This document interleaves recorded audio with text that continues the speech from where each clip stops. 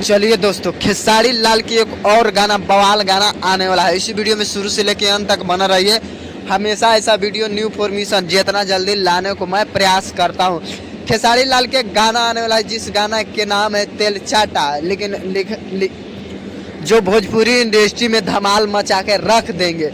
भोजपुरी में आप लोग देख सकते हैं कि पावर स्टार पवन सिंह और ट्रेंडिंग स्टार खेसारी लाल, ये दोनों भोजपुरी में धमाल और बवाल भोजपुरी इंडस्ट्री में मचाते ही रहते हैं। खेसारी लाल होए या पावर स्टार पवन सिंह होए, जब खेसारी लाल गाना गाते हैं तब तबाही मचा के भोजपुरी इंडस्ट्री में रख देते हैं। चाहे पावर स्टार पवन सिंह गाना गाते हैं तो तबाही भोजपुरी इंडस्ट्री में मचा के रख देते हैं।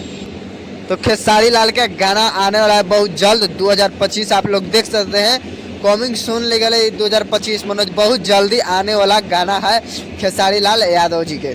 अब बवाल और धमाल भोजपुरी इंडस्ट्री में मचा के रख देगा। हम ऐसा वीडियो न्यू फॉर्मेशन जितना जल्दी देने का मैं प्रयास करता हूं। अगर इस वीडियो पर नए हो तो इस वीडियो को लाइक और सब्सक्राइब जरूर करें। हमेशा ऐसा वीडियो न्यू फॉर्मेशन जितना जल्दी लाने को मैं प्रयास करता हूं। पूरा वीडियो देखने के लिए धन्यवाद।